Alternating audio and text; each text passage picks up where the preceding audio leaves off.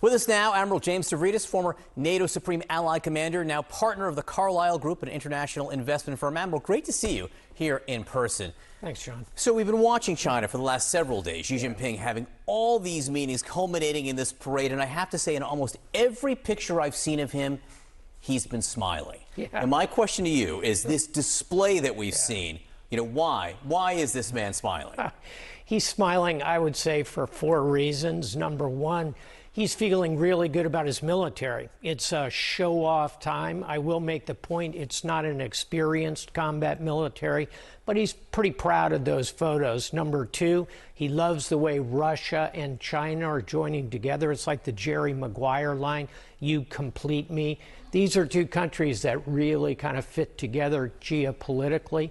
Number three, he's very happy with how he's presenting an alternative to the United States of America. That Shanghai Cooperative Organization has 40% of the world's population. And then finally, not mentioned in this morning's reporting, but who was there all day yesterday? The leader of India, the most populous country in the world. She has a lot of reasons to smile on this morning. I wonder if Modi said you had me at hello when he arrived in China to meet with him. But to that point, and India really gets to this point, so much of the U.S. strategy the last several administrations has been about isolating China. Yeah, absolutely. This does not look like China feels isolated this morning.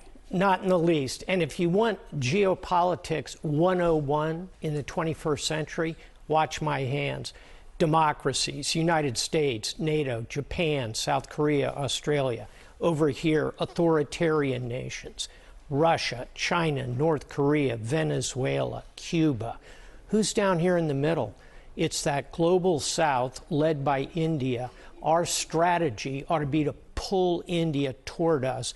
At the moment, we're kind of pushing them away. And it was what the strategy was over again. 2 administrations. Now they do feel alienated there. Let's talk about Vladimir Putin for a second, who also, I should note, has had quite a smile on his face the last few days. Yeah. To the extent that he's, buddying up, cozying up to Xi Jinping right there in China, to the extent that he's operating at all in the international sphere. What kind of pressure does he actually feel to do what President Trump claims he wants him to do on Ukraine? Less and less. And the reason is because of what you see on display there. He is seeing alternatives. A year ago at the SCO, China kind of scolded him. India said war is not the way. Boy, what a difference a year makes. And as a result of that, Vladimir Putin has a little bit of a bounce in his step as well. Final point here, by the way, if I were advising Vladimir Putin, I assure you I'm not. I'm, in fact, sanctioned by Russia. I'm very proud of that. I would say to President Putin, be careful what you wish for with China, because you are ultimately going to end up as a very junior partner in that relationship. She is smart. He's manipulating Putin, but yes, at the moment, Putin's feeling pretty good. I have to say, Putin may already be the junior partner to an extent that he doesn't even realize. Now, Admiral Stavridis, great to see you in person. Thanks, very much. Kate?